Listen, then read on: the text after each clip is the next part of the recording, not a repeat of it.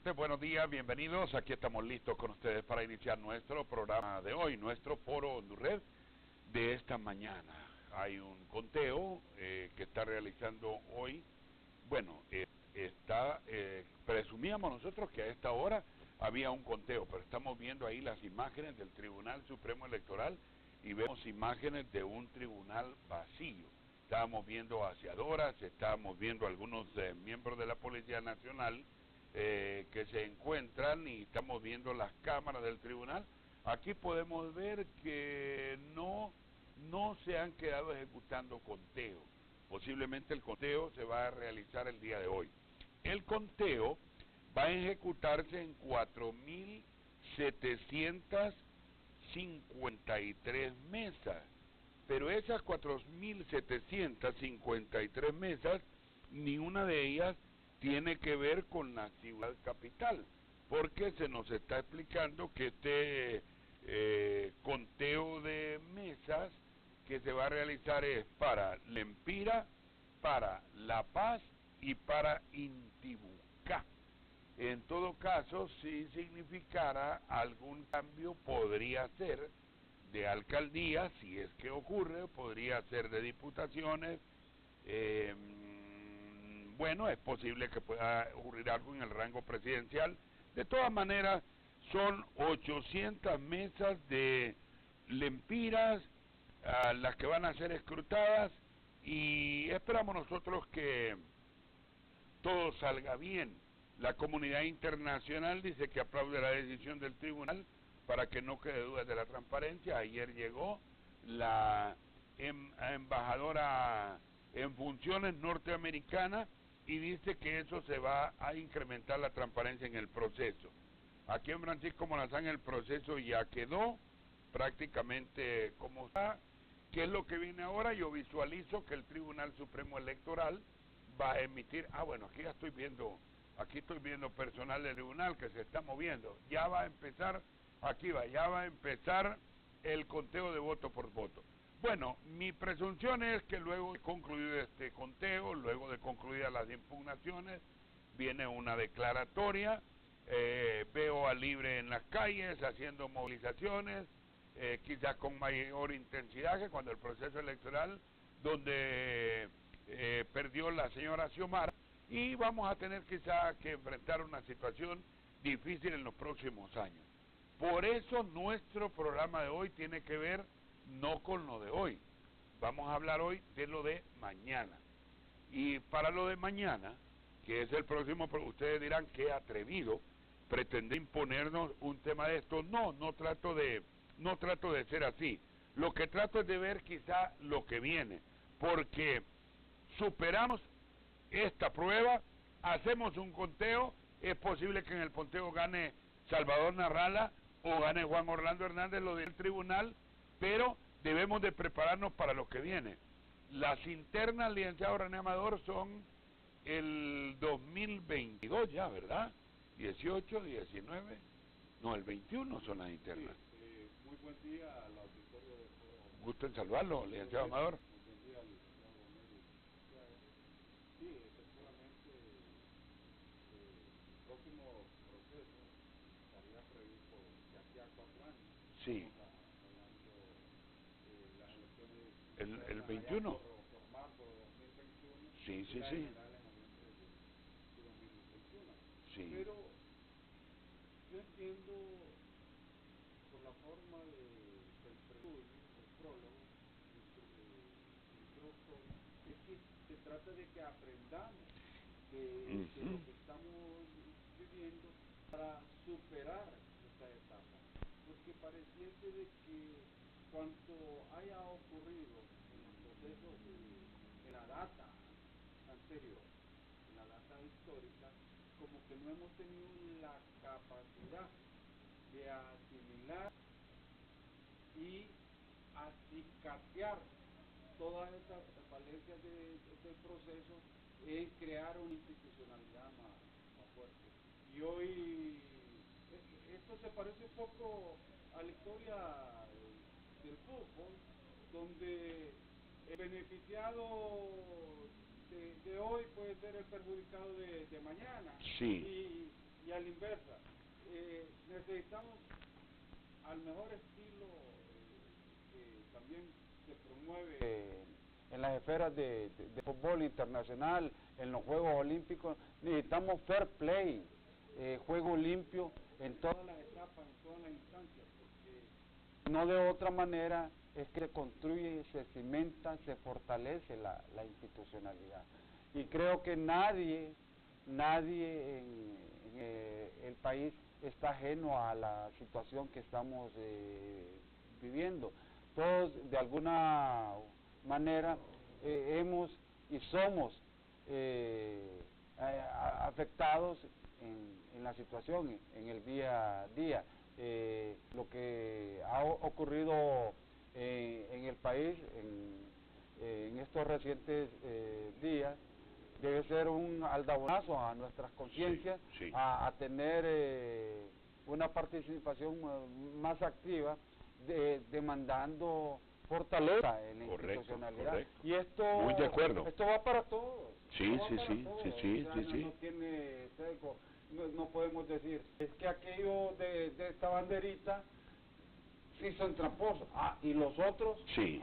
No. Aquí tenemos que hacernos un llamado a la conciencia, a crear, a cimentar, a fortalecer la institucionalidad. Fíjese que yo por eso el título del tema es: deben implementarse reformas a la ley electoral que permita transparentar las elecciones, porque quizás de eso se trata.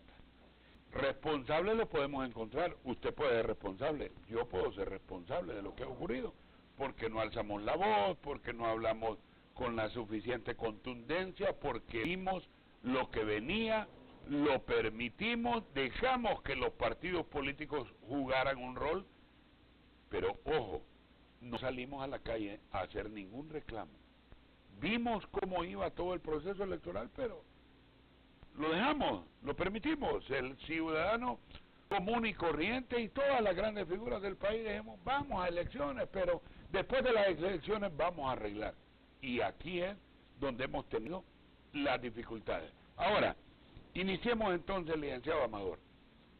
¿Cómo transparentar el proceso electoral? ¿Ha sido todo desertificado o hay algunas cosas buenas que hayan ocurrido? Mire, ¿qué observa usted de bueno en el proceso electoral? Indudablemente, aquí hay que ver todos los pasos, todos los procesos. Los procesos de anormalidades, de falencias, de irregularidades o de alguna manera construcción de fraude no se dan de un día para otro. Sí. Se van escalonado, a lo largo de una cadena de tiempo. Sí. Pongámonos antes del proceso interno. ¿Cuál es el documento que se requiere para el ejercicio del voto? nuestra identidad? ¿Y cuál es el ente, el organismo? El Registro Nacional de las Personas. Manoseados, politizados completamente. Aquí es un llamamiento a que debe ser un organismo eminentemente técnico. Sí, así es. Y que prima la seguridad del país. Mire que muy bueno cómo va avanzando el programa ya. Primera conclusión, tecnificar el Registro Nacional de las Personas. Porque fíjense que tuvimos un director que no daba la cara. Un director del Registro Nacional de las Personas que desapareció por completo. Quien daba la cara era el director. El director de afiliación liberal, subdirector dando la cara de afiliación nacionalista. Repartición de tarjetas de identidad que vía mensajito iban a ser entregadas y no ocurría. Regresaron a Tegucigalpa, vimos enormes filas en Tegucigalpa, San Pedro Sula y quejas por todas partes. Primera conclusión extraordinaria la suya. Tecnificación, Registro Nacional de las Personas. ¿Quién debe de tomar o cómo debería tecnificarse? A veces los postulamos que deben ser las personas que rectoran este ente, deben ser apolíticas, que vengan fuera de la esfera partidaria. Aceptemos que por la forma en que se comporta en el país es una situación algo difícil de llevar a alguien a rectorar, a dirigir el Registro Nacional de las Personas bajo ese perfil de apoliticidad. Aceptemos que de repente es porque viene del Congreso Nacional, y el Congreso Nacional es por excelencia el órgano político, y algo que es pactado y tratado entre políticos, pues es un acuerdo político. ¿Pero qué? Que el perfil de estas personas, a pesar de que su procedencia sea partidaria, ya estando en el puesto, se olviden y se quiten esa camiseta, ese sesgo. ¿Por qué? Porque eso le causa un enorme daño. Vea por qué. Porque si hacemos, como ha pasado históricamente en el país, el Registro Nacional de las Personas obedece a una partición. Sí. Una partición de proporcionalidades. Tanto puestos de registro en el país te tocan a ti, tantos a ti, tantos a ti. Sí, no puede ser. No puede. No puede ser. ¿Por qué? Porque solo se está viendo la parte electoral. Correcto. Como diciendo, bueno, tenemos el registro para tener un brazo político a nuestra disposición. Y de hecho así se utiliza. Esas prácticas ya no más, ya no más. En el pasado, en el presente, en tiempos intermedios, así ha sido. Me bastan unos ejemplos para ponérselos.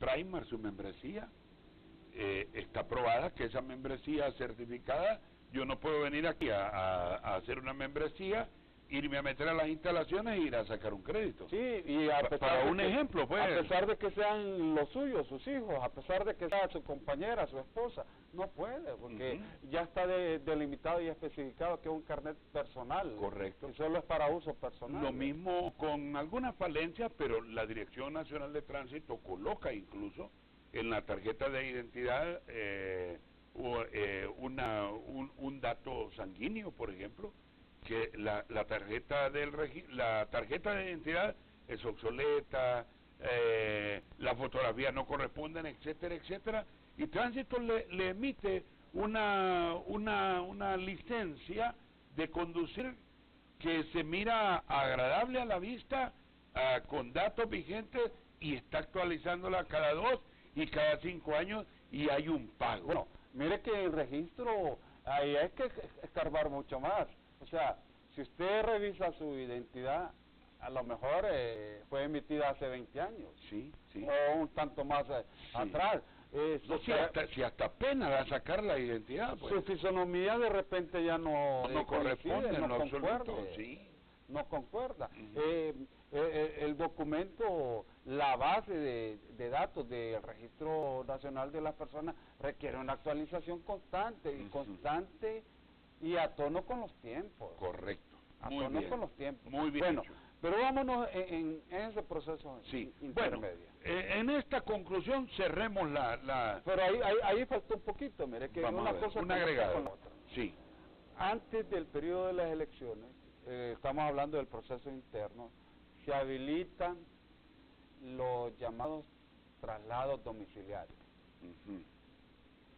¿Cuántas alcaldías, cuántas diputaciones se pueden de alguna manera influenciar por estos traslados domiciliarios? Sí, una práctica muy errática, muy equivocada. Y coincidimos con este punto de vista.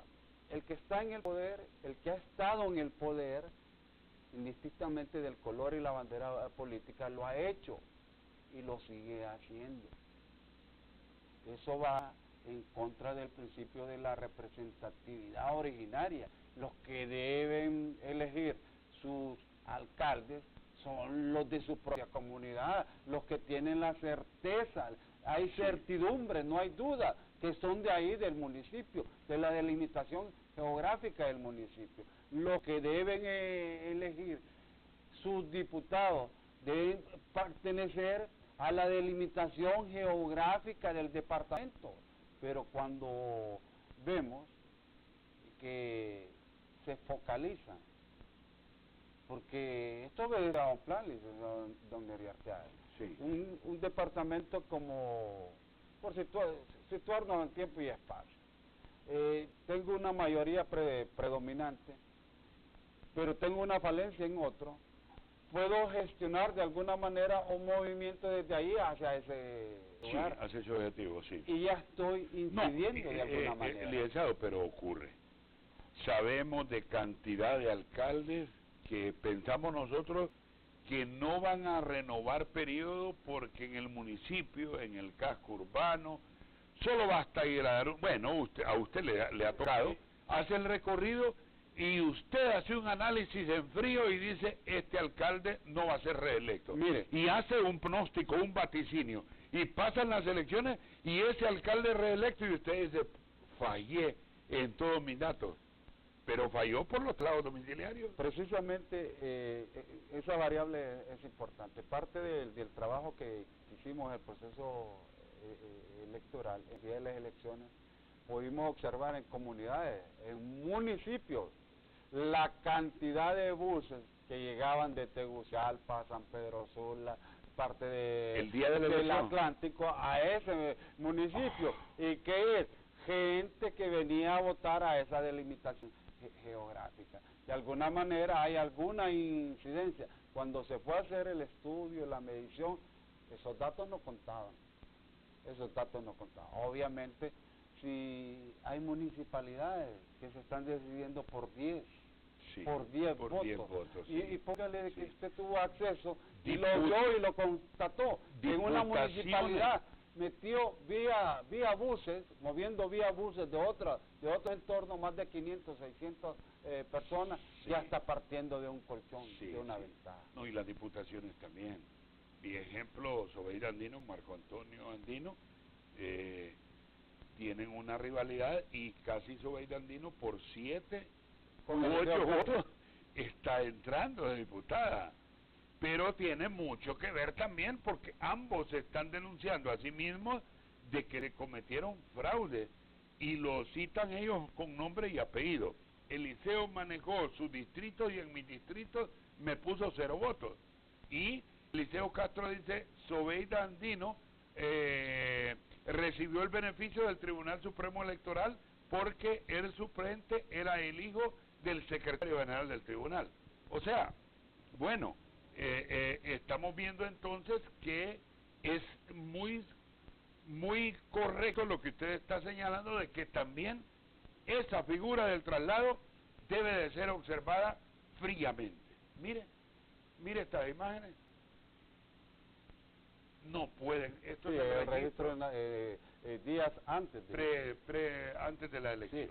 Sí. ¿Qué otra situación? Dentro del mismo registro, si la ley ya establece que es un trámite de carácter personal, debe respetarse desde el día 1 hasta el día final del proceso electoral, que cada persona deviene en la responsabilidad, en la obligación de gestionar su propio documento. Sí. Pero hemos visto como gente afín a estructuras partidarias con aquel gran manojo de identidades. Sí, sí. Y esto lo hacemos sin marcar ningún sesgo, ningún color, Sí, color político, yo lo entiendo, lo porque que está ha pasando. ocurrido antes, sigue ocurriendo ahora, y Sí. no construye Sí, institucionalidad. sí. Y son las cosas que van sumando, y Ujú. todas estas falencias que en algún momento dado, como usted lo citó, licenciado don Lery Arteaga,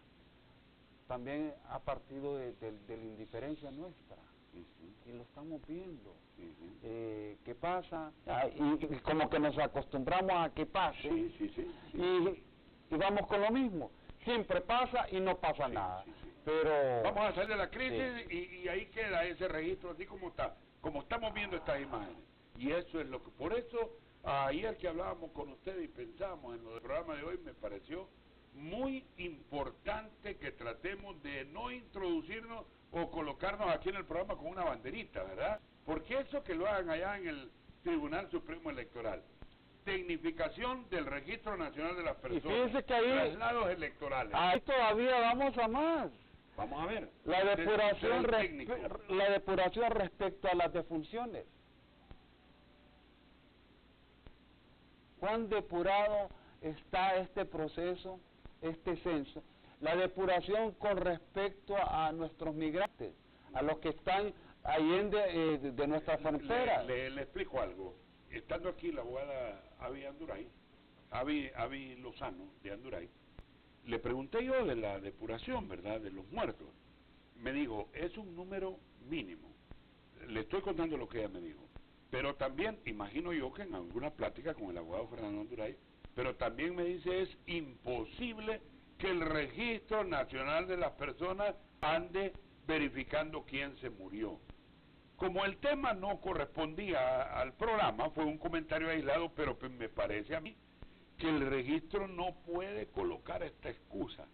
En la parte de los muertos tiene que implementar un mecanismo, una unidad especial, tiene que transparentar el proceso, en primer lugar, muertos. Eso me gustaría que lo enfocáramos, porque no podemos seguir con un proceso.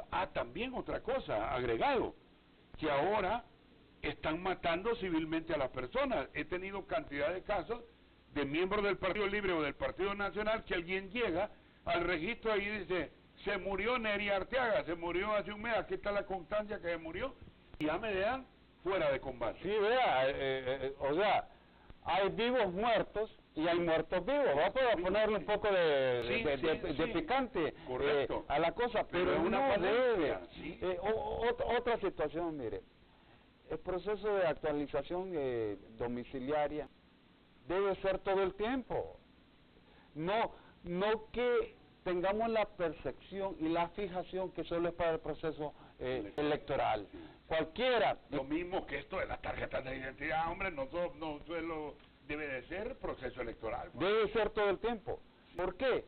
Porque hemos visto como una cantidad que no sabemos, ni nos atrevemos a citar un porcentaje, porque ahí estaríamos faltando a la ética, a la verdad, que debido a cambio de domicilio y no comunicado en tiempo y forma, queda con posibilidades de no ejercer su opción electoral, porque, por ejemplo, debido a situación de trabajo, tuvo que emigrar hasta Atlántida, viviendo acá en Francisco Morazán.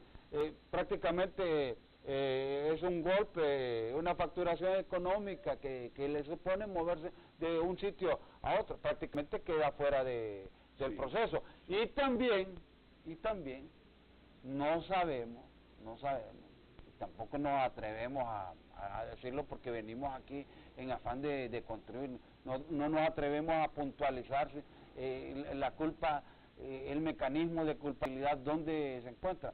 Cuando gente que estando domiciliada correctamente y que ha tenido su data, su historial de votación en un punto geográfico, maliciosamente aparece en otro sitio, sin que la persona lo haya solicitado. Vea usted cuántos... Es que tenemos, mire, muy cierto, todo lo que usted está apuntando. Licenciado, yo el programa de hoy quería estructurarlo sin tener una gran cantidad de llamadas, porque es una cuestión técnica la que queremos tocar. Veo que hay alguna insistencia del público. No, yo creo que en aras de construir, en aras de construir, fortalecer pero le pedimos al público que trate un poquito de enfocarse en este tema. Lo demás ya en la tarde lo vamos a tocar con todo gusto en otro programa. Buenos días, voy a ver si puedo atender una llamada. Buenos días, hola. Sí, muy buenos días. Mire, en ese conteo del tribunal ya no se confía porque está clarito. Ya se sabe que han mandado hacer actas nuevas, han llenado urnas de votos y como dicen, son los únicos que están manipulando la cosa, entonces ya no se confía. Aquí lo que cabría es unas nuevas elecciones, pero gente honesta, proba y no con ese tribunal lleno de delincuentes. Porque el precio de la voluntad del pueblo no tiene precio, la democracia. Bueno, buenos días, hola. Muy buenos días, licenciado, gusto de saludarle. Me agrada que tenga usted un programa siempre que uno se siente con ganas de participar, que esté bien activo y realmente a mí me gusta ver, ¿verdad?, lo que dijo el tribunal ayer, que se iban a contar las actas voto por voto. Me parece que es una actitud, ¿verdad?, que refleja que está tomando todas las lo que le está pidiendo tanto la Unión Europea como lo que es la OEA, y le está respondiendo al pueblo, ¿verdad?, con la verdadera significancia que es la transparencia. Así que vamos por ese proceso electoral que ya quede totalmente dilucidado con ese conteo. Sí, bueno, y bueno, sí, pero bueno, sí, yo lo entiendo, pero y entiendo al público, ¿verdad? Que quiere, pero el tribunal está haciendo un conteo y bueno, ahí posteriormente vamos a seguir hablando de eso. Ahora, tengo preocupaciones, por ejemplo, con el voto del migrante. Vi ejemplo que podría existir una base de datos desde migración al Registro Nacional de las Personas indicando, hoy salió René Amador a Estados Unidos, hoy regresó René Amador y perfectamente se podría hacer. Pero tenemos un inmenso flujo de hondureños que viajan a Estados Unidos sin las vías legales, que no están registrados. ¿Tiene alguna sugerencia para cómo ubicar a este migrante, que es la gran dificultad? Mire, en mi experiencia laboral, me tocaba viajar bastante en Centroamérica, Guatemala, El Salvador, Nicaragua, Costa Rica, y acá en el entorno centroamericano, bastante, constantemente. Usualmente, para ir hacia el norte, es decir, hacia Estados Unidos, el paso hacia Guatemala se hace con la identidad. No se requiere otro documento más que con la identidad, porque está dentro del convenio del CA4. Ahí hay algún registro.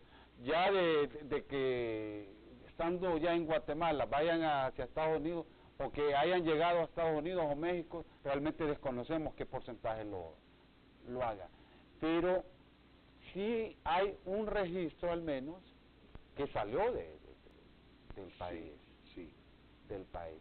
Y creo que en base a ese subregistro debe establecerse como un mecanismo público, que estas personas que aparecen enlistadas acá por carecer de certidumbre que se encuentran en el país, de momento están bloqueados, inhabilitados, previo a que verifiquen su estadía en el país. Y ahí estaríamos de acuerdo. Sería como un mecanismo de previo para transparentar, porque uno, en las circunscripciones que me tocó observar el proceso electoral, yo vi afluencia,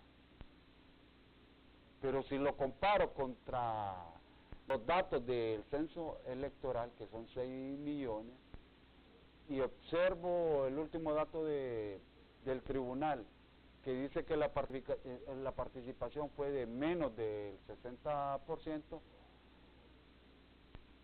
entonces allí entra una gran pregunta. O sea, en la mañana, en las primeras horas de la mañana, desde antes de las 7 ya habían filas, al menos en esas comunidades donde pude observar el proceso, y filas grandes, antes de las 7 de la mañana, y siguió así todo el proceso, lleno, nunca estuvo vacío. Como no tenemos con claridad meridiana para puntualizar, determinar, es que el censo, de los 6 millones que nos dieron, es real, es el real. Si tomamos en consideración y hacemos la discriminación respectiva de, por ejemplo, la cantidad de migrantes nuestros que están afuera, ¿cuánto habría que restarle? Sí. Y los muertos también, porque ahí están introducidos. Hoy en día, las personas que están detenidas con lo tecnológico que tenemos, bien podríamos crear un mecanismo, por ejemplo, en la página web, de solicitar a nuestros migrantes allá que se identifiquen, que expresen, que citen el lugar donde están, la actividad que realicen, en una base para el país. Hoy los consulados podrían hacerlo. Y sabe, esa base podría tener grandes beneficios, por ejemplo, desde el punto de vista de la banca. Todas estas personas, conforme a esta identificación de este proceso, podrían tener acceso a crédito, a vivienda, correcto, sí, a empréstitos para emprendimiento de sus familiares. Pero acá tenemos un desconocimiento pleno. O sea, la exigencia... Mire, la exigencia de la transparencia la debemos ver más allá del proceso electoral. inmediatamente que tome posesión Salvador Narrala o Juan Orlando Hernández, inmediatamente que tomen posesión, me parece a mí que la conclusión podría ser que se debe empezar por la primera base, no por el tribunal, empezar por el Registro Nacional de las Personas. Así es, Sí, el ente técnico. Ese es el ente técnico, convertirlo. Bueno, pasemos ahora al Tribunal Supremo Electoral. Se ha presentado una situación atípica en el país que quizás ha venido ocurriendo durante el transcurso de los años, pero al tribunal no se le ha exigido mayormente y se ha confiado en los datos que ofrece.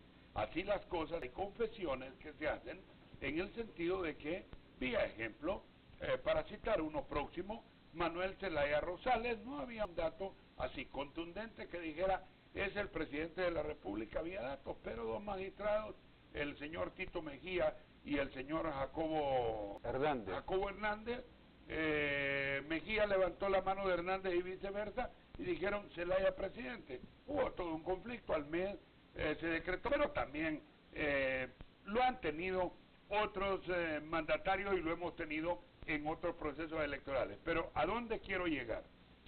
El problema es que el tribunal supervisa el proceso, el tribunal organiza el proceso, el tribunal reparte los materiales, al tribunal llegan las impugnaciones, el tribunal, bueno, y vemos que todo lo hace el tribunal, y entonces hay una indefección casi absoluta, en donde los partidos o las personas no encuentran dónde se les va a hacer justicia, por la forma como ha sido concebido este sistema de tribunal. ¿Tiene alguna propuesta? Mire, la posición del tribunal es bien reiterativa. Todos esos procesos conducentes al interior del tribunal y puestos a disposición del proceso llegan a una determinante conclusión. El tribunal siempre lo ha reiterado, dice que el fraude o los procesos de falencia no salen de acá del tribunal, sí, salen de las mesas. Correcto, en manos de partidos. Ok.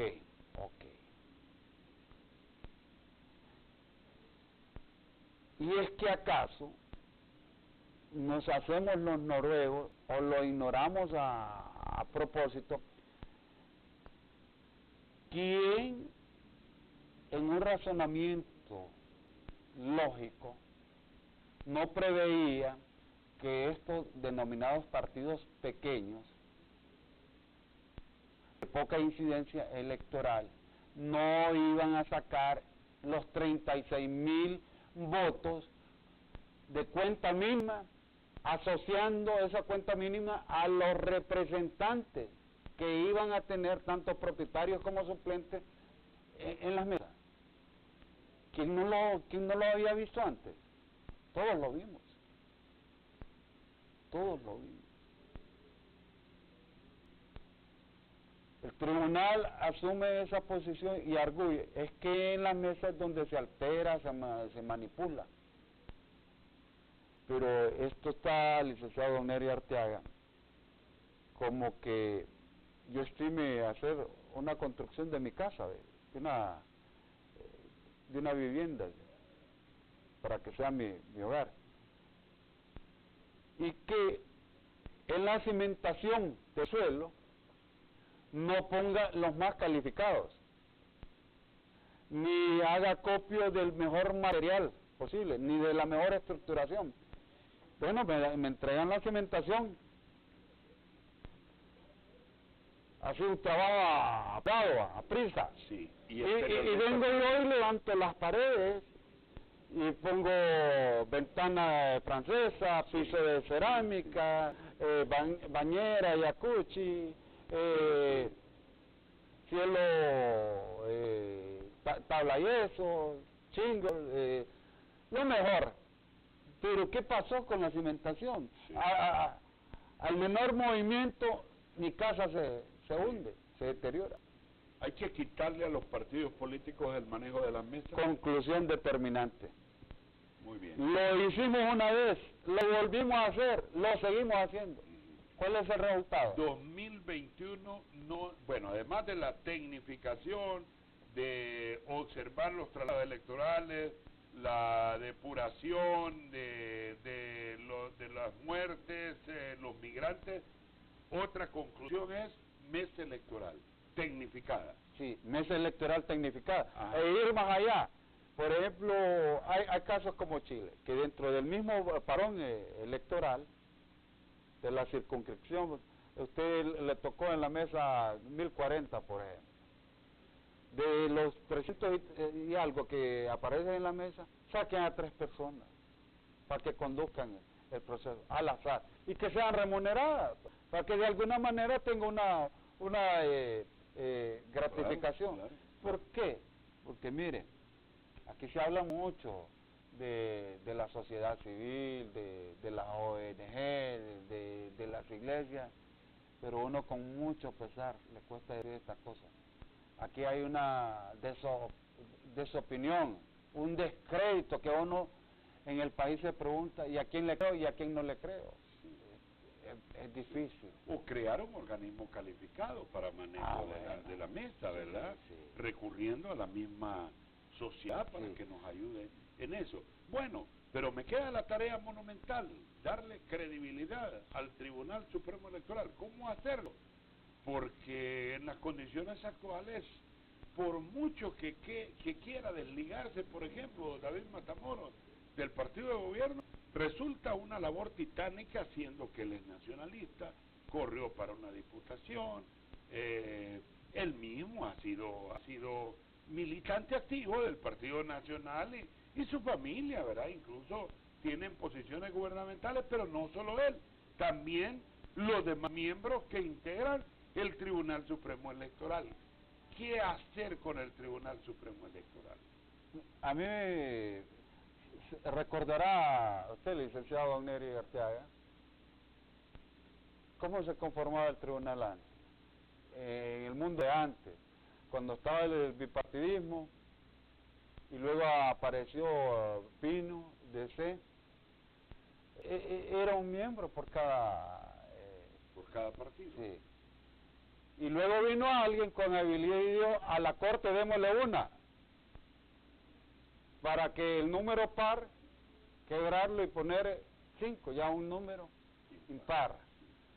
Y el de la corte jugaba para un lado o jugaba por el otro, según el gobierno de turno. Generalmente estaba afín al gobierno de turno.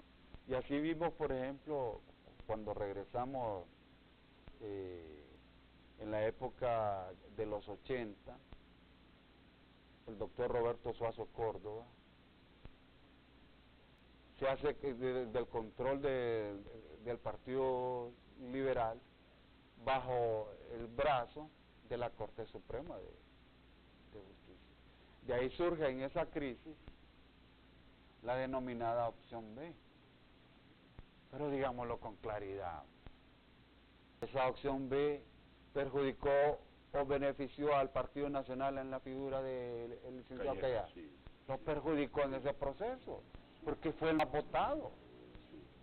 Debió haberse convertido en el presidente del país y no el ingeniero Ascona. Pero claro, firmó antes un acuerdo sobre la Constitución.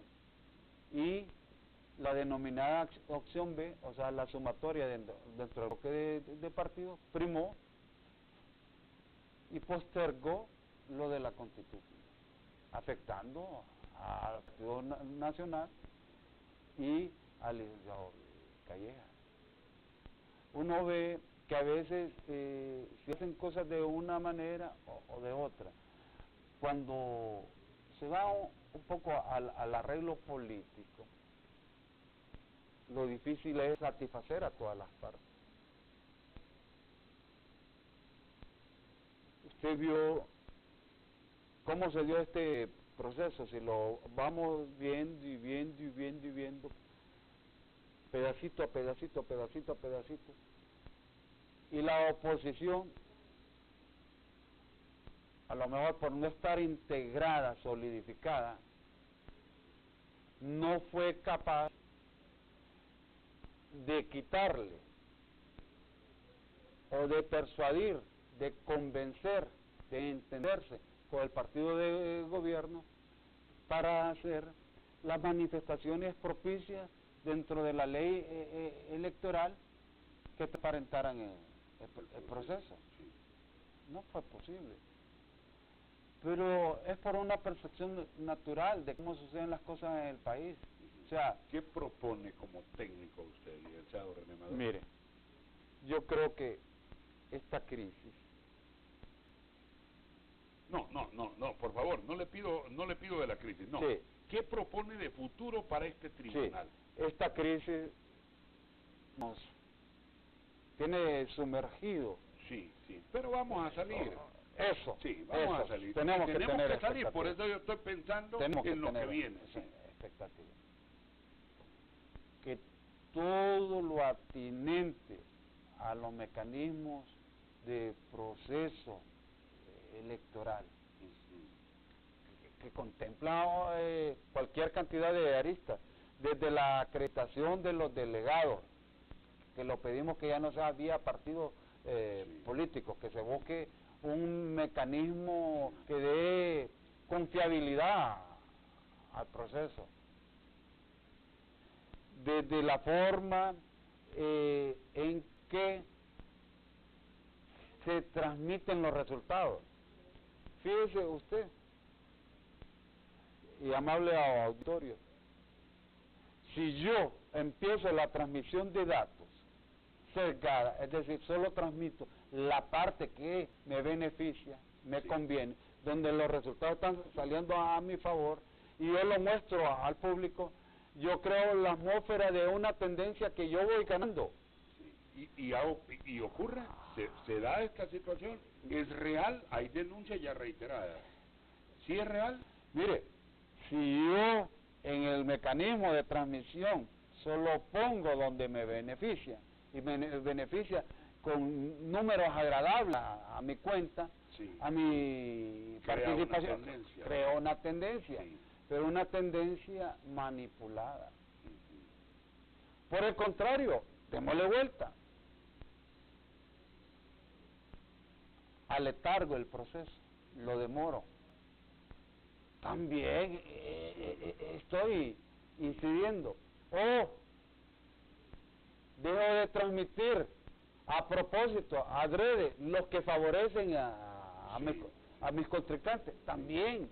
O sea, pero es que estamos en presencia de un organismo 100% político. Tribunal Supremo Electoral 100% político. Fíjese que ¿qué pasaría si se separasen, por ejemplo, las elecciones municipales en tiempo? No en la misma fecha para presidente. Ya lo hemos hecho. No. ¿No? No. Que la elección para diputados sea como en el término medio del proceso para la presidencial. Sí. A la mitad, a los 2 años. Sí. Que igual la elección para corporaciones municipales sea en el término medio de la elección presidencial. Sí. A la mitad. Sí. Mi ejemplo, hagamos un cronograma electoral. Estamos en el 2017, sí. La toma de posesión es el 2018, sí. Que el 2019 o a inicio del 2020 hagamos la escogencia de diputados. Sí. Sí. Sí, a la mitad del periodo. Sí, una reforma, una reforma electoral. Sí. Y luego en el 2000, a final del 2020 o 2021, inicio las municipales. Y luego al final del 2021 solo la elección de la papeleta de presidente. ¿Y qué ganamos con esa separación? Bueno, hacer procesos más independientes. Ahí lo que estamos haciendo es fortaleciendo los liderazgos locales, que sean más reales, más genuinos. Porque sí, ya lo entiendo. Que no sean, vía ejemplo, una raya que no fortalece ningún liderazgo.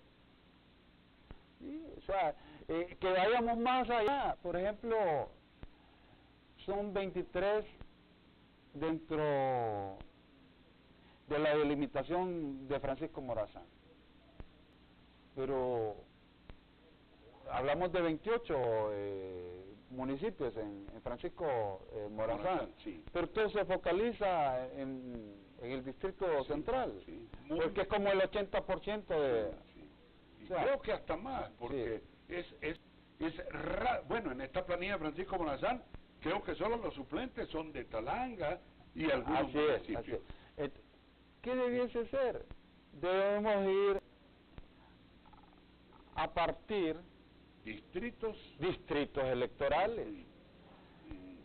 Incluso la campaña sería más personalizada, de más acercamiento, sí. Porque por ejemplo, si partimos un cuadrante, el cuadrante este de la ciudad, sí. Dentro del distrito central, hombre, los 3 o 4 que vayan ahí, de alguna manera obedecen a los intereses de esa área de la específica. Kennedy, del Alto de en Medio, y ahí generaríamos Villanueva, una especie de mayor compromiso. De entrada sería un mayor acercamiento. Sí. ¿Qué posibilitaría esto también? Un poco de ilusión, ¿verdad? Claro, pero es que gente que tiene liderazgo dentro de esos entornos, a pesar que no cuente con los recursos, ¿verdad? A pesar de que no sea un potentado, pero ha tenido una trayectoria de vida que la comunidad le significa como uno de los notables de esa zona. Podría aspirar. Y de ahí, de alguna manera, estamos haciendo una mejor conexión. Correcto, la meritocracia del ciudadano y que el elector lo pueda premiar con su voto. No como ocurre actualmente, ¿verdad? Porque realmente no estamos ponderando virtudes de los ciudadanos. Escogemos, o los partidos dicen, quiero, pero... Y la cosa más importante, esas nebulosas que se dan al hacer el conteo de... Imagínense, Francisco Morazán, fueron los 10 partidos con su papeleta de 23, eran 230 candidatos. Lo engorroso que es esas sumatorias, y luego lo ve reflejado uno, porque he tenido acceso a algunas, he visto con borrones, con manchones, y las están acreditando. Se pregunta uno, ¿fueron borrones, manchones, tal vez por algo de nerviosismo natural por la tensión que se vive en el momento, o fue adrede, a propósito, para favorecer a tal o cual? Bueno, pero deme una conclusión. ¿Tribunal cómo debe de ser? ¿Técnico también? ¿Tribunal Supremo Yo creo Electoral? que el tribunal debe ser político. Político. ¿Por qué? Sí, pero con magistrados, derivando también funciones. Es que fíjese que yo creo que la ley está bien hecha. Lo que no está bien hecho, lo que no es conforme, lo que no es atinente, es quienes ostentan esa magistratura. Sí, ya lo entiendo, sí.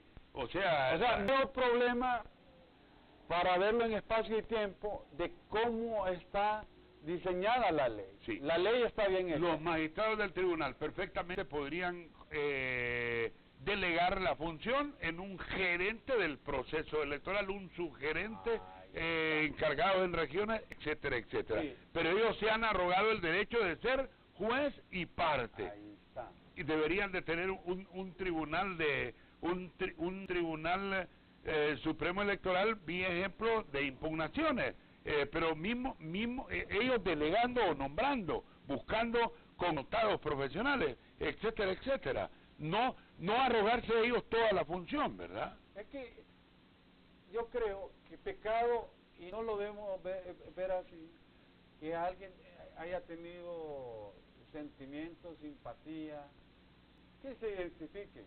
Sí, pero no lo veo. que no podemos permitir es que ya estando rectorando, dirigiendo una institución de alta demanda de credibilidad, porque de ahí viene la legitimidad del proceso, se seque, se partidarice, actúe como un activista, actúe como una persona que reciba órdenes de otra parte y que no responda a los intereses de la mayoría. Sí. Eso es, porque cuando uno ve la ley está bien estructurada. Sí, Pero sí, quiero ir más allá. Sí.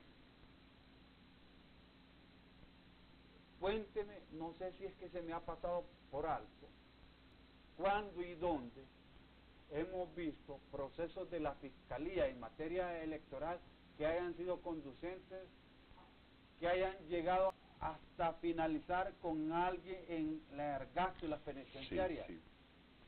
Creo que solo tenemos un caso y además le hago un agregado y usted me diga, ¿no le parece que de oficio, incluso ante las falencias ocurridas, ya deberíamos de tener la Fiscalía General de la República, quizás no interviniendo en forma directa, pero investigando todo lo que se dice del proceso electoral, acompañando a los magistrados del Tribunal Supremo Electoral? Mire, para hacer una conexión con otra, en tiempo y espacio, ¿qué partido político de los que concurrieron a las internas de marzo de este año, en qué partido político no hubo alegaciones de fraude? Sí. ¿Lo hubo en todos? Sí, en todos los partidos. Uno con más eco que otros, pero lo hubo en todos. Y en este periodo de impugnaciones todos van a impugnar también. Ok, voy más allá. De todas esas alegaciones, de todos esos reclamos, de todas esas excitativas de falencias, de irregularidades, de cosas no bien hechas, de cosas que uno se pregunta si fueron adrede a propósito. ¿Qué respuesta dio la Fiscalía en materia electoral de ese proceso interno? ¿Hay alguna persona? No. No, es que ni siquiera la Fiscalía se hace presente al tribunal.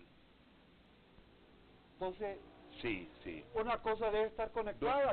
De acuerdo con otra. usted, de acuerdo con lo que apunta. Sí, estoy más claro y tengo los principios para explorar y llegar a un camino que me puntualice. Por ejemplo, si hay una acta ahí, Sí, que es ¿cómo firmada por René, Pedro, Juan, María, Sí.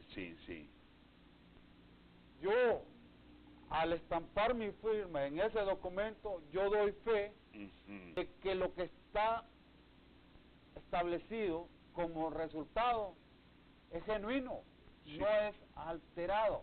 Y si es alterado, Entonces, si a es la Fiscalía, alterado, ok, los que firmamos.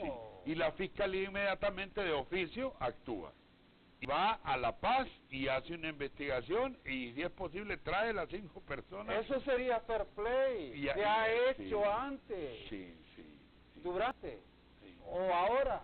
O sea que sí podemos con el estamento actual transparentar el proceso. Claro. Es de que lo querramos hacer, ¿verdad? De eso, de actitud, Sí, bueno, de actitud de muy fair bien, play, de muy bien. actitud de juego limpio, porque no podemos tener funcionarios que dirijan, que rectoren, que guíen este proceso, si ante ellos lo que prima son sus intereses de partido. Ahí sí estamos mal. Muy bien. Ahí sí está. Bueno, muy bien, licenciado René Amador. Interesantes todas estas conclusiones. Tengo una llamada aquí, vamos a ver si quiere aportar algo al tema, porque vamos a ir a una pausa y luego vamos a venir ya con las conclusiones. El licenciado René Amador Tecnimer esta mañana, y quiero preguntarle un poquito de cómo ha quedado el proceso electoral para que nos diga también, en los pasados procesos electorales han existido milagros. Le voy a preguntar un poquito en todo lo que ha visto el licenciado, o cómo le llaman a sucesos, por ejemplo, donde alguien como Gilberto Yergud, que no vive en San Pedro Sula, que nació en Tela, que es seleccionado, pero que habita en Tegucigalpa, se lanza en busca de una candidatura, la logra y hace una diputación, por ejemplo. Son incidencias políticas. Incidencias, bueno, que nos hable un poquito de estas incidencias políticas que han ocurrido en el proceso. Buenos días, hola.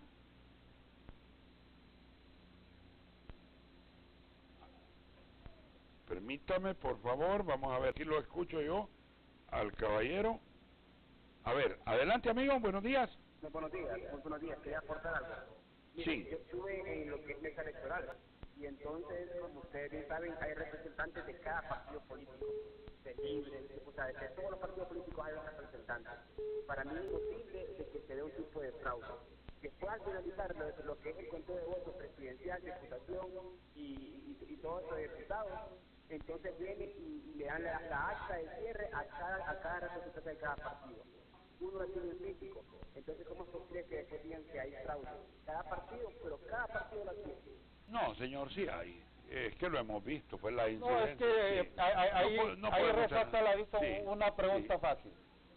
¿Cómo es posible que si hay representantes de todos los partidos en una mesa, cuando usted haga el recuento, esos que están representando al partido X, al partido Y, al partido Z, no hayan votado ni por su propio partido? Sí.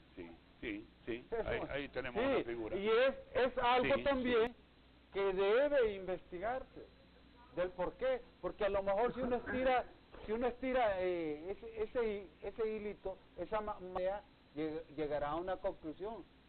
Esto viene porque estas credenciales fueron pasadas de esta manera. Pero si la fiscalía, por ejemplo, también toma nota de eso. Marlene Alvarenga devolvió 28.000 credenciales. 28.000. 28.000 credenciales. Buena por ella. Pero también es un gasto inmenso que desarrolla el tribunal en entregarle todo. Bueno, buenos días, hola. Buenos días, señores. Buenos días, amigo, buenos días. Buenos días, don Eric, yo solamente quiero explicar algo. Ayer en el programa de Eras Amado López, ahí estaban sacando un montón de actas, donde todos se dice que Toño Rivera, el Perosocoyo, solo tenía 105 votos, y le pusieron encima de los números 285 votos. Ayer pues lo mismo, a todos los nacionalistas los que sacaron 115 en esa acta les ponían 215, otros 105, entonces ¿cómo vamos a confiar en un proceso electoral de eso, don Mary? Ya que nosotros fuimos a votar, se tiene que respetar el voto que nosotros dimos, porque mire, un Mary, yo le voy a decir algo. Si ese hombre del Supremo Electoral declara a Juan Orlando presidente, yo no sé lo que va a pasar, pero va a pasar algo buenísimo aquí, ¿sí? Bueno, señor, muy bien. Hola, buenos días, hola. Buenos días, don Neri. Sí. Mire, ahí el problema es de la gente que pusieron en las mesas. Con respecto a lo que está hablando este muchacho, de que dice que se les rayó lo que quiso al Partido Nacional, y no, pues. O sea, la gente tiene que prepararla para mesa y tiene que ser gente confiable. Allá de ellos, lo que pasa es que eso es un papel, un documento. El acta fue un documento que firmaron, es legal, así que tiene que aceptar que Juan Orlando Hernández ganó las elecciones. Bueno, ahí hay una posición sesgada, pero en lo otro, yo lo veo como normal que alguien quiera beneficiar a su candidato a diputado, pero ¿y las auditorías?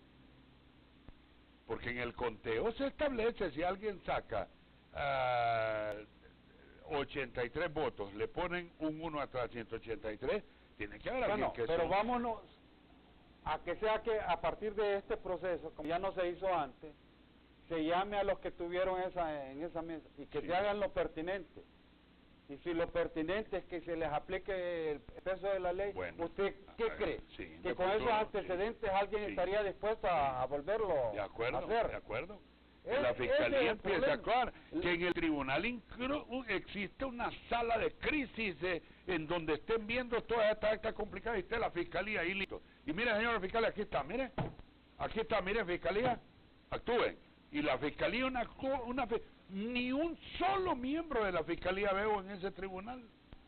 Si vemos un antecedente en que se aplica el peso de la ley, alguien estaría dispuesto a ir a romper ese hilo tan delgado y dar un paso arriesgándose a una eventualidad de un proceso que lo pueda llevar a encarcelamiento, a prisión. Sí. Yo creo que no, ¿verdad? Correcto. O sea, yo creo que no, y ya están establecidos los mecanismos. Pero quiero decirle otra cosa. Un partido debe ser organizado, debe ser estructurado. Sí. Desde ahorita tiene que empezar a trabajar para la gente. Hay hechos y acciones políticas que son de emoción, y eso conecta con la gente. Pero si a la emoción se obvia los procesos de organización, de estructura, de cimentación, póngale usted que en el día D un 10, 15 o hasta 20% de la gente que usted nombró como propios para que fuesen a defender su partido en pro de la defensa de los resultados, de los votos de su partido, no lo hagan, porque no tienen la minuta doctrinaria, porque no tienen un concepto definido, el por qué y para qué están ahí, porque no tienen la lealtad, porque no tienen los principios. O sea, tiene razón. Es parte también que allá adentro debe haber algún esos arraigo. partidos. Sí, algún arraigo. Vi ejemplo, lo estoy viendo ya. Un candidato a diputado me dice, yo voy a ser diputado, pero por mis propios méritos, porque soy aquí, soy allá, etcétera, etcétera. No le debo nada al partido que me nominó y me he quedado así muy sorprendido. Yo le hago una pregunta. Usted es del departamento de Dios, va a la alcaldía de Olanchito y viene el diputado X y el Y, que tiene bastante influencia ahí, mira, Neri, yo estoy con más recursos, yo estoy mejor posicionado acá, las credenciales, permitímelas manejarlas, yo voy a poner la gente en todas las mesas, y usted siendo candidato a alcalde lo permitiría. No lo debe permitir, porque esta persona, el X, Y o Z, va en procura de sus propios intereses, que a lo mejor no es la misma conexión con su postulación como alcalde municipal. Y eso es lo que pasó cuando uno lee la historia política del país.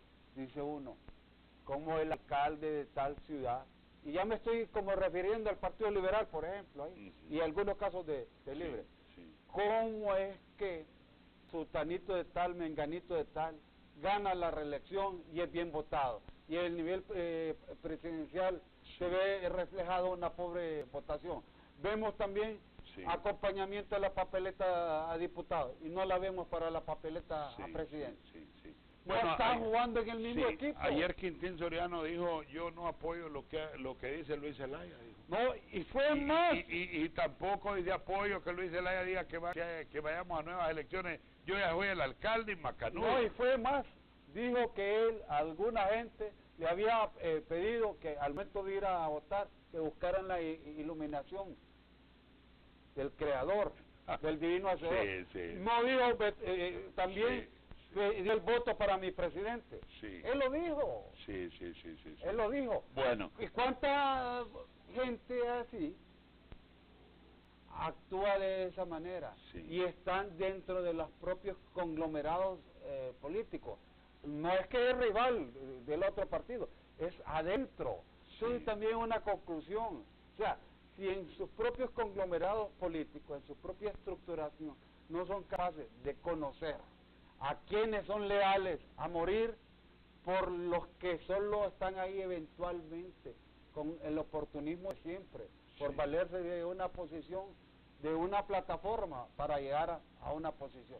Si un partido político no es capaz de conocer eso, también está mal cimentado, está mal estructurado. Una pausa, cuando regresemos, incidencias que han ocurrido en el proceso electoral. ¿Qué pondera el licenciado René Amador Tecnimer esta mañana sobre lo que ha ocurrido con los resultados actuales? Independientemente si existan algunos cambios que puedan darse debido al conteo que está anunciando el Tribunal Supremo Electoral. Vamos a unos mensajes, una pausa, luego seguimos en nuestro Foro Hondurres de hoy.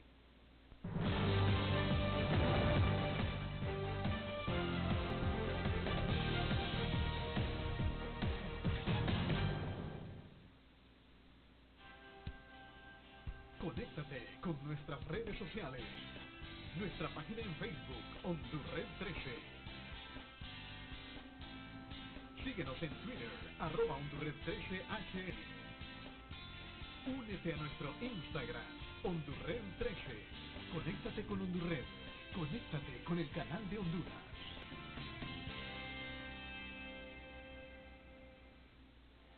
Llegó la Navidad Catracha, lo que usted estaba esperando. Venga y disfrute de todas las actividades que tenemos para usted y su familia. Entretenimiento, show de luces, música en vivo, presentaciones especiales, así como cine comunitario, cenas solidarias, posadas, coros navideños y mucho, mucho más. Navidad Catracha, la Navidad que une a la familia y revive nuestras tradiciones. Como madre de familia, puedo decirles que hay algo en lo que nunca debemos de adivinar, y eso es la salud de nuestra familia. Para eso lo mejor es Por Salud, en donde no solo atienden a la enfermedad, sino a la persona, teniendo la tranquilidad de que un equipo de médicos con la tecnología adecuada y cuidando nuestro historial médico le darán seguimiento al caso, hasta que la respuesta a la pregunta ¿cómo te sientes? Sea ¡Super cool! ¡Macanudo! ¡Ateso! ¡Miedo! Dilo como quieras, pero dilo con salud. ¿Te gusta eso? ¡Hola, Daniela! Anduve de viaje. Nos fuimos a ver la muralla china con Carlos y es larguísima, impenetrable. Claro, es la barrera defensiva de la selección de China. Te hace falta viaje por la compra de Superpremio o doble. Recibe un cupón para participar en el sorteo electrónico de uno de los 12 viajes para 2 personas, todo incluido, a cualquiera de los 12 destinos. Loto te cambia la vida. En esta Navidad la diversión está en Plaza La Cumbre. Ven, acompáñanos y disfruta de nuestras actividades. Viernes 8 de diciembre, taller navideño. Te enseñaremos a preparar los platillos postres de la temporada. Viernes 15 de diciembre, Santa Claus visita Plaza La Cumbre. Trae a tus niños y podrás tomar una fotografía con Santa Claus y sus duendecillos. 22 de diciembre, Plaza La Cumbre celebra la Navidad. Acompáñanos con una variedad de música navideña. Recuerda que estamos ubicados frente al Seguro Social de la Granja. Plaza La Cumbre.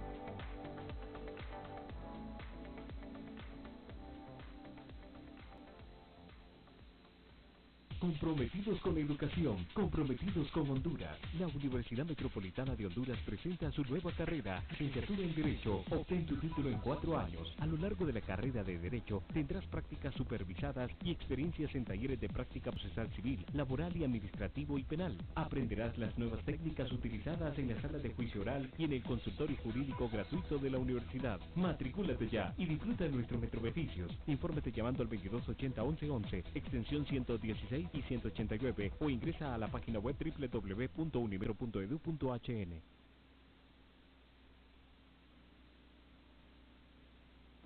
Nuevos modelos con diseños modernos.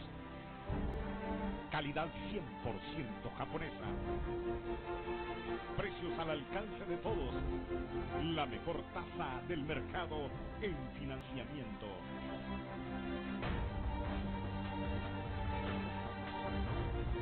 Motocicletas Suzuki.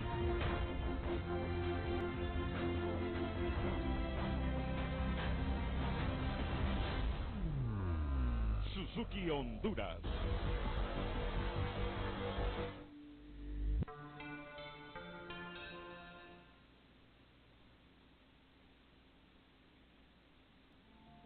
Clínica de Atención Terapia Natural.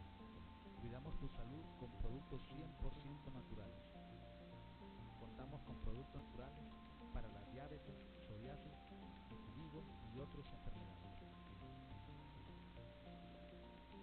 Visítanos en Barrio La Granja, Plaza Cumbre, local número 4, enfrente de Plaza La Granja.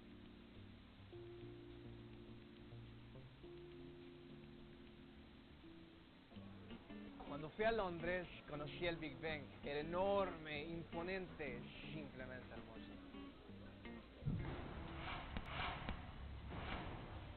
sí, yo lo he visto en la tele, es un jugador de básquet, ¿no? ¿Te hace falta viaje? Por la compra del superpremio o donde recibe un cupón para participar en el sorteo electrónico de uno de los 12 viajes para 2 personas, todo incluido, a cualquiera de los 12 destinos. Loto te cambia la vida.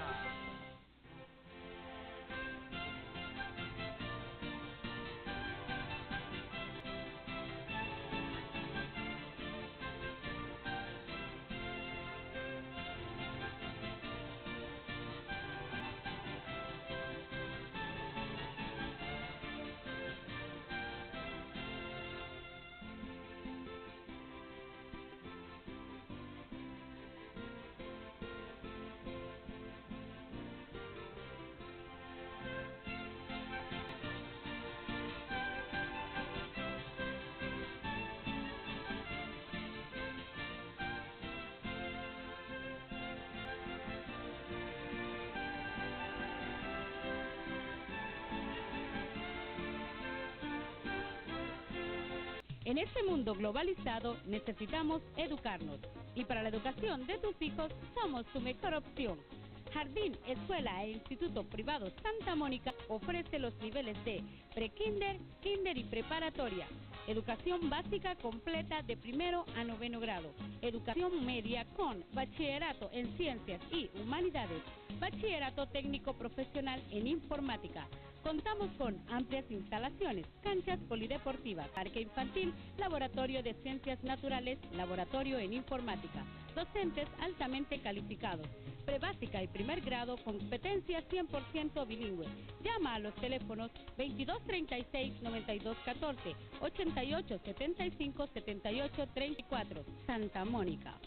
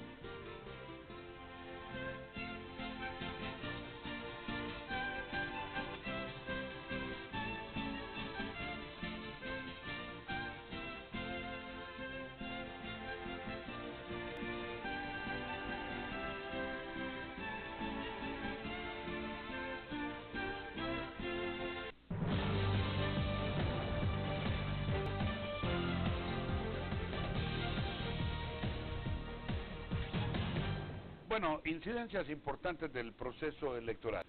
Si Salvador Narrala es declarado presidente de la República en un nuevo conteo, ¿tiene futuro de volver a la escena política el señor Juan Orlando Hernández o ya quedaría fuera del escenario? Aquí como eso está en el aire, lo de la papeleta ¿sí?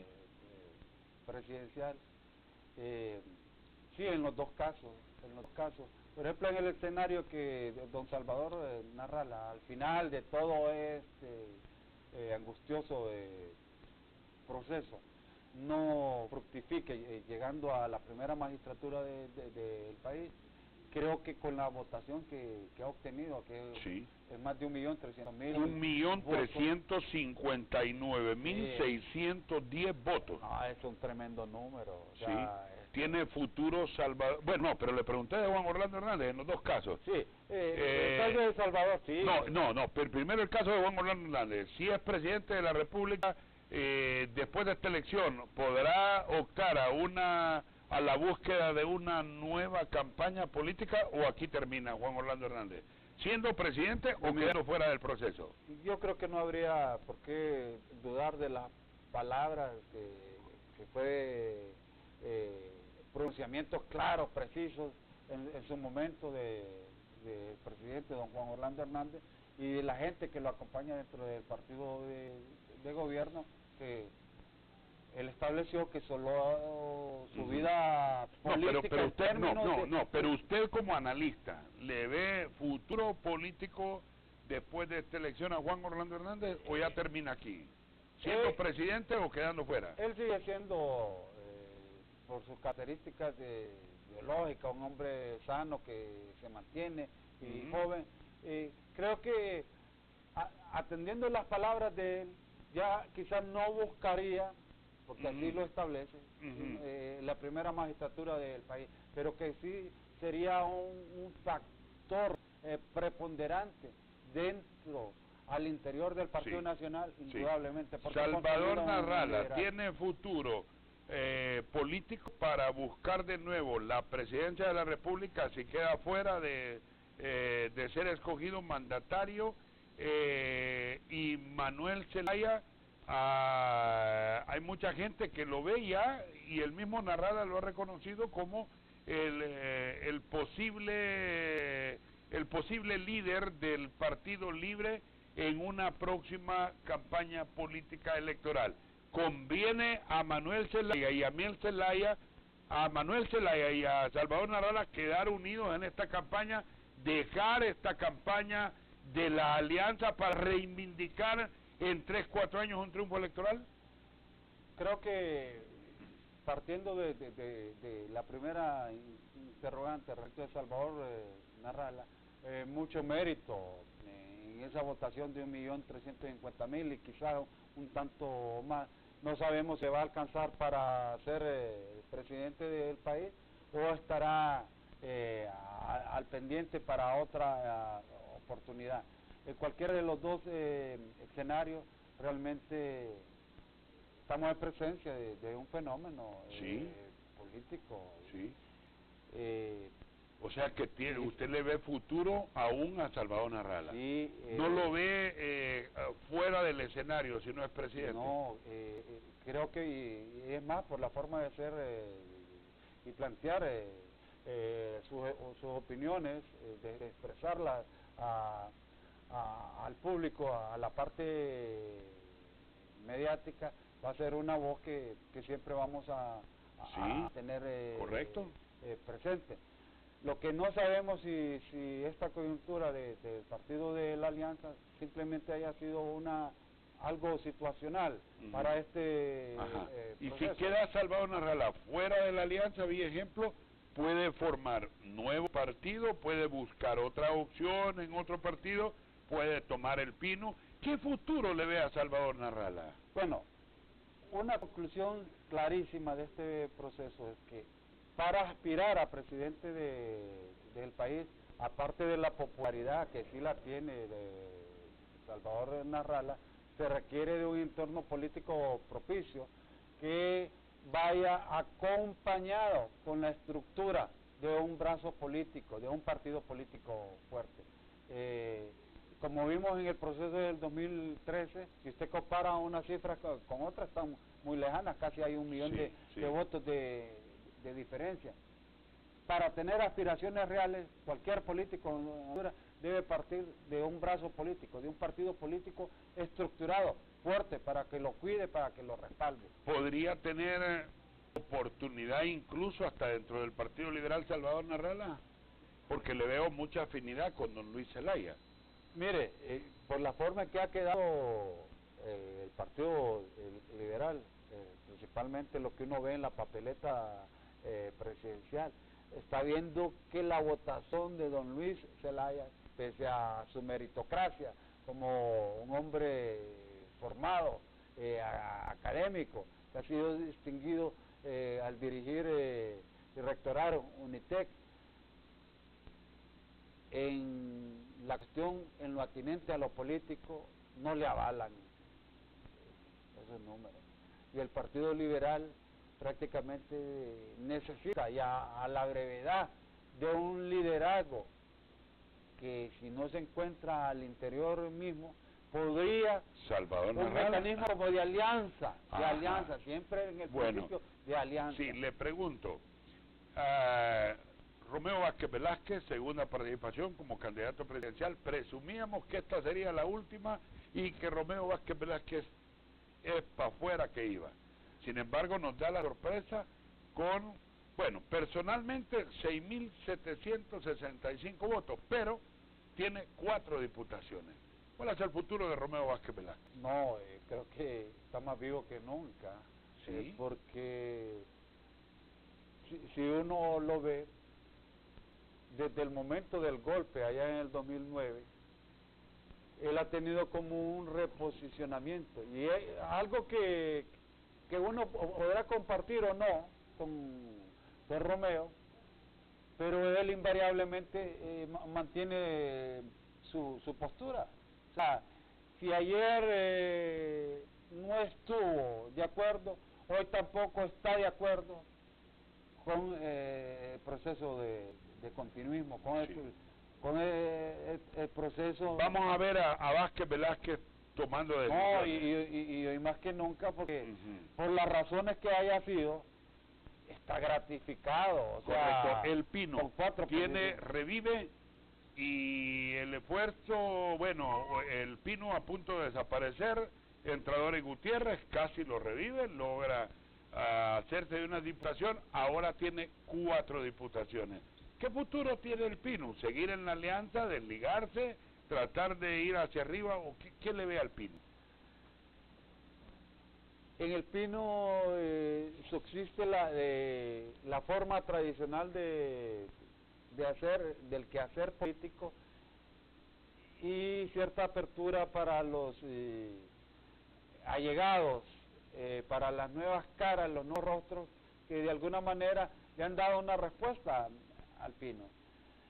Si este proceso conduce a que esa bandera presidencial de la alianza esté allí, en este cuatrienio, la aportación del Pino resaltaría. Pero si por el contrario no se logra, creo que el Pino debe replantearse si subsiste bajo ese mecanismo como partido, o por el contrario tiende desde ahora a hacer una gran coalición, una gran alianza, es decir, fundirse en el partido de la alianza. Correcto. Partido Vamos, Frente Amplio, lo que menos votos han sacado en el proceso electoral. Y también ellos votaron por figuras desconocidas, por figuras que no eran mediáticas, para postularlas como candidatos. ¿Éxito o fracaso? ¿A qué lección nos deja el postular figuras que casi la población no las conoce a un cargo tan elevado como la búsqueda de la primera magistratura del país?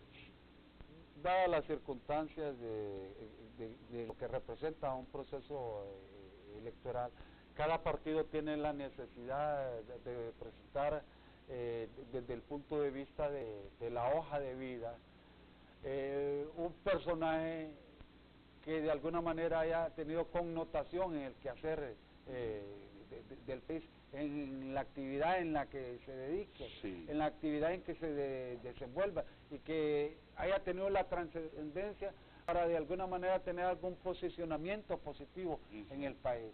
Cuando un partido como Vamos, como FAPER, como UD, no atienden esta sugerencia, era previsible, y no porque lo haya dicho, el candidato lo de dijimos anteriormente, o sea, no iba a alcanzar. El candidato de Vamos sacó 2.966 lo votos. dijimos y lo apostamos en su momento y se lo firmamos, que no sacan ni 5.000 votos. Sí.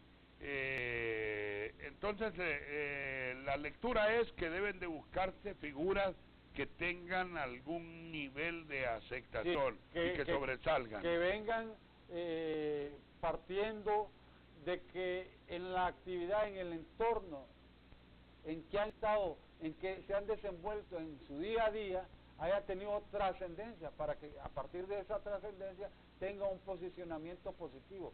¿Por qué? Porque carecen de los recursos que requiere esto, de sistematizar una pauta mediática. Eso es muy caro y no está al alcance de ellos.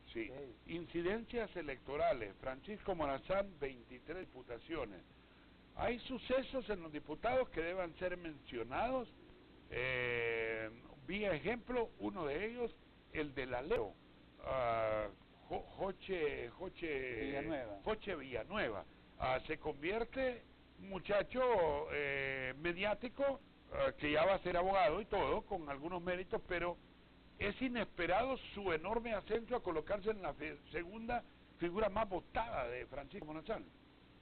Siempre nos hemos preguntado, y algunos partidos lo hacen, o sea, esto es como generar una bocanada de aire fresco, sí, insuflar oxígeno. Pero no tenía militancia en el Partido Nacional.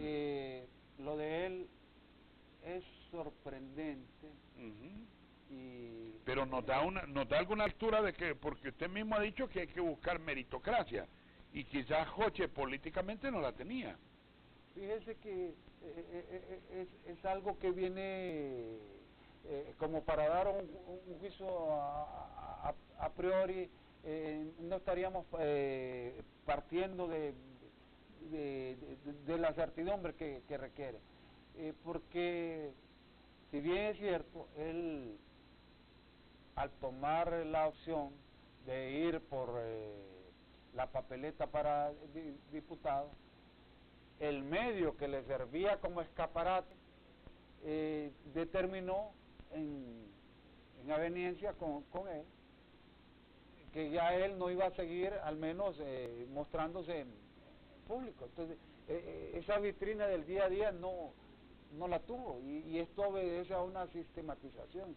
Pero si uno hace una conclusión, es que el posicionamiento que él genera por su forma de ser, de alguna manera fue atrayente dentro de la base del Partido Nacional. Que si no hubiese sido de esa manera, si hubiese tenido rechazo al interior del propio Partido Nacional, esos resultados que estamos viendo no los hubiese tenido. ¿Funcionó la raya en el Partido Nacional?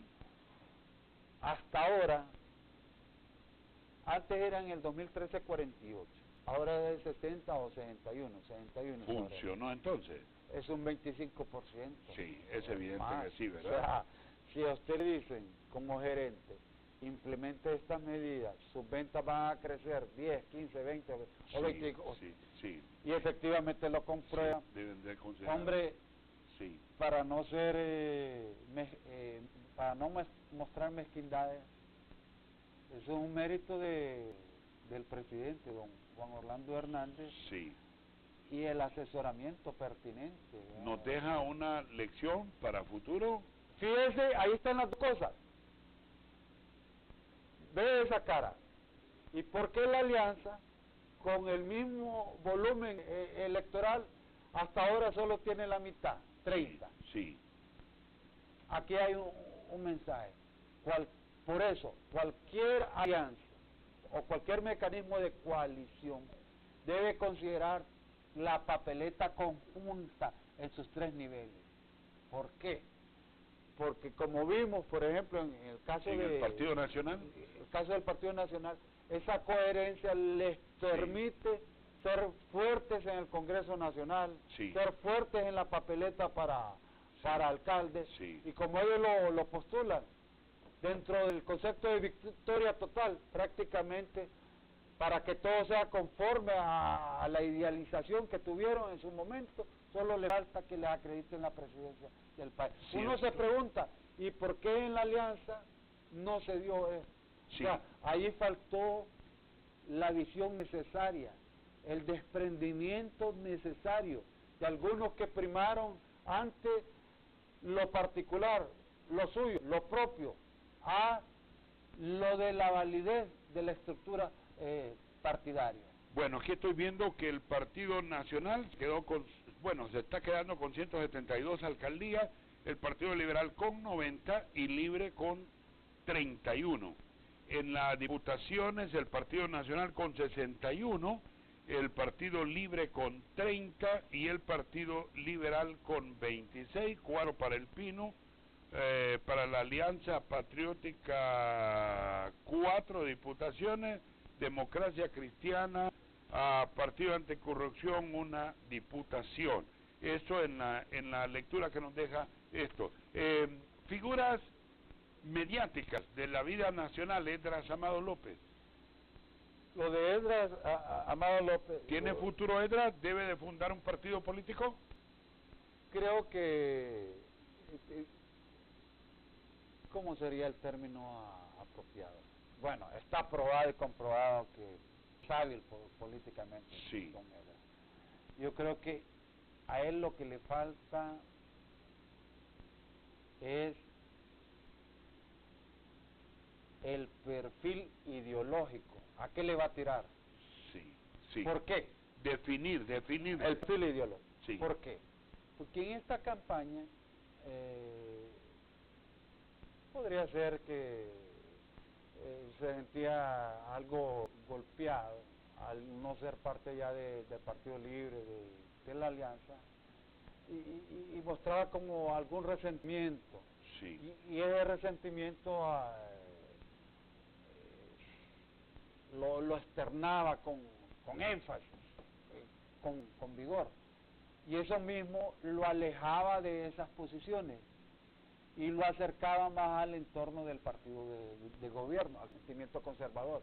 Pero como lo vimos y lo postulamos en su momento, el sentimiento conservador no estaba para regalarle votos a nadie, porque lo que pedían los líderes más connotados del Partido Nacional era cohesión, unidad, en la forma de hacer la votación de los suyos, de los partidarios suyos, que votaran en unidad, en coherencia.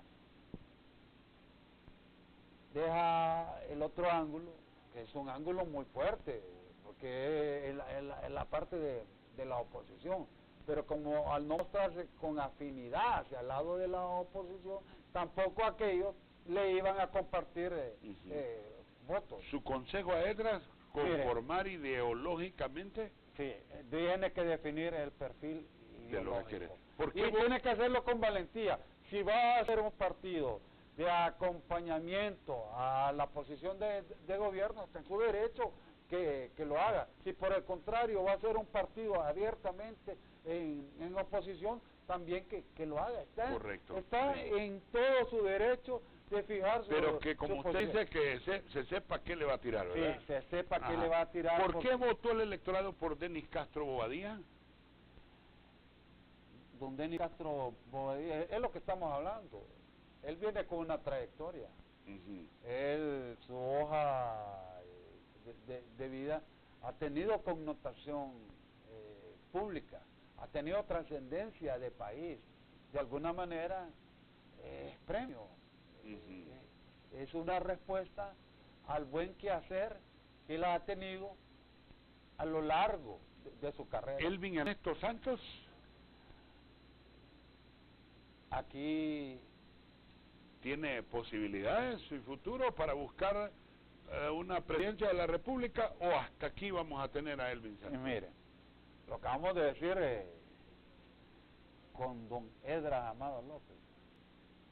Don Elvin Santos también necesita ponerse claro en su perfil. ¿Cómo es su perfil? ¿Es un perfil de acompañamiento a la posición de gobierno, o por el contrario es un perfil histórico del Partido Liberal de irse en oposición al partido de gobierno? Sí. Que lo muestre con determinación. Sí. ¿Por qué? Porque quedó como una nebulosa ahí, y creo que parte de la nebulosa, como lo previmos también acá,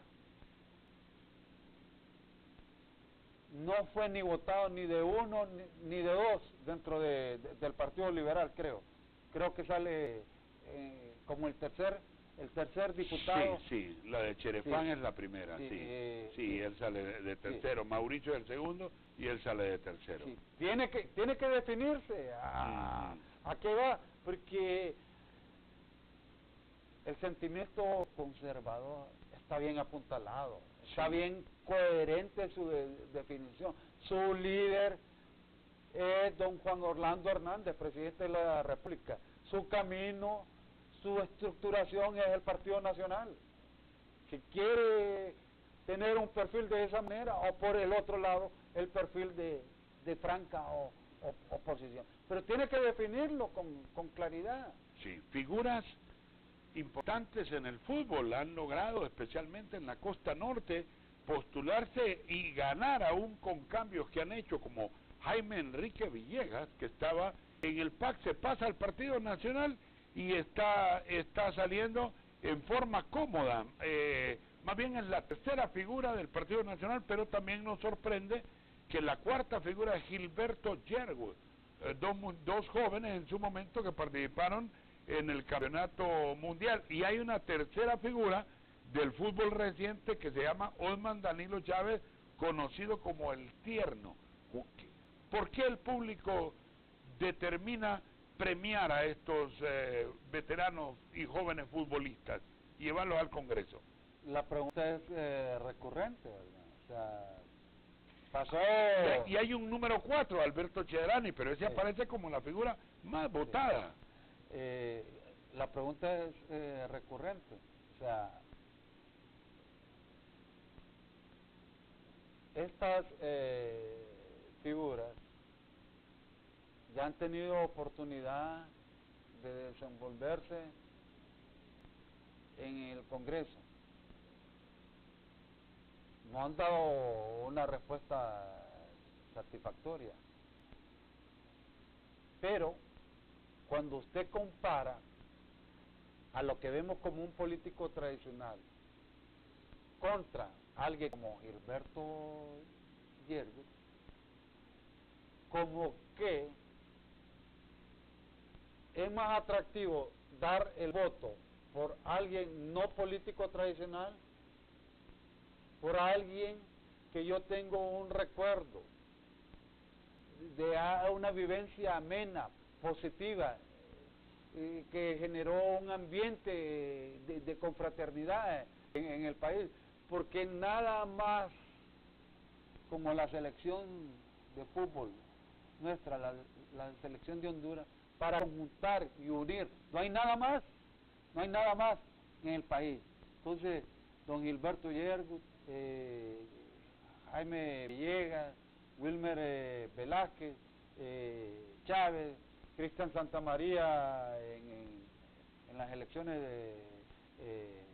pasadas, Edwin León, entrenador, Chedrani, tienen esa misma perspectiva, pero fíjate que esa misma perspectiva también de alguna manera la vemos en la papeleta presidencial. El mayor campo magnético de atracción donde ha desarrollado su potencialidad de atractivo político don Salvador Narrala es justamente en las contiendas donde ha estado la selección de Honduras allá en San Pedro Sula, a estadio lleno. O sea, de alguna manera esa asimilación como que se hace más tolerable, más digerible que un político tradicional. Sí, lo que nos deja entonces de futuro es que el futbolista tiene mucha opción, ¿verdad? Es que parte de una base que lo asimila, que lo digiere. Sí. Aunque ya cuando hacemos el contraste, ya lo examinamos como gestión, pobre resultado. Pobre resultado, sí, habrá que medirlo, ¿verdad? Ha sido poca o casi nula su incidencia. Sí. Aquí es más bien un llamado a ellos para que no defrauden. Ahí está la palabra.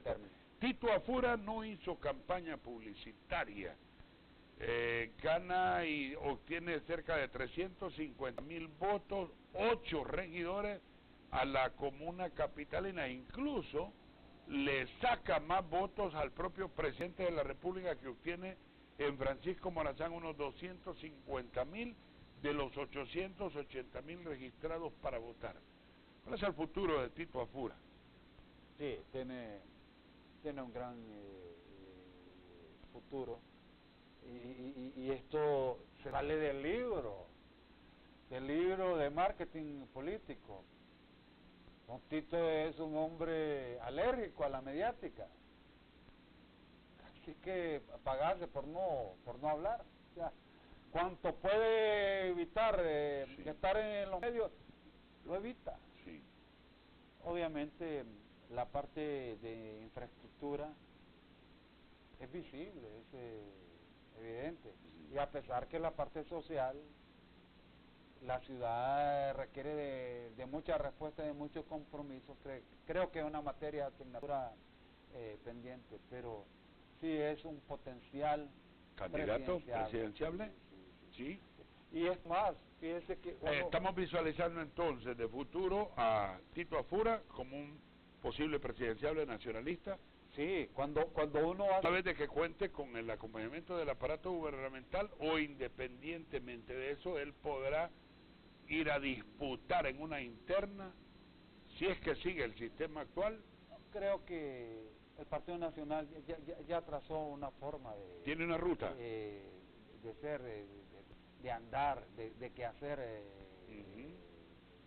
político. ¿Estamos viendo a Salvador Narrala también? Sí. Mel Zelaya, ¿lo podemos ver como un posible candidato presidencial?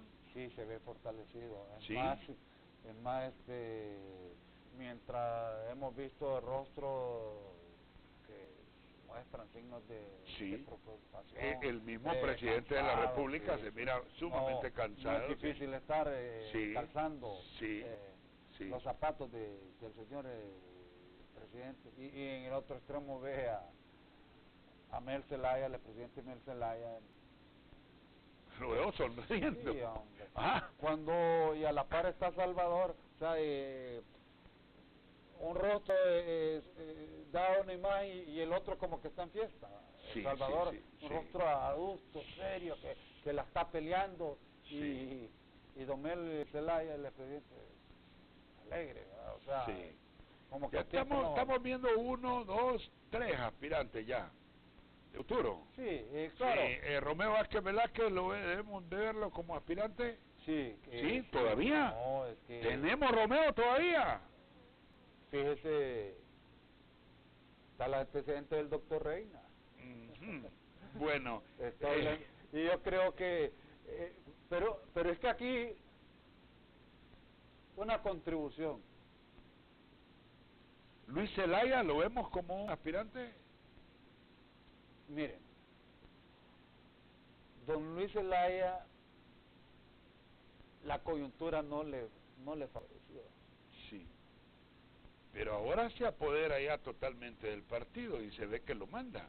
Pero, ¿cuántos días han pasado y ya las voces disonantes están surgiendo? Pidiéndole cuentas, yendo más allá de pedirle cuentas, hasta la renuncia, que dé un paso al costado. Sí.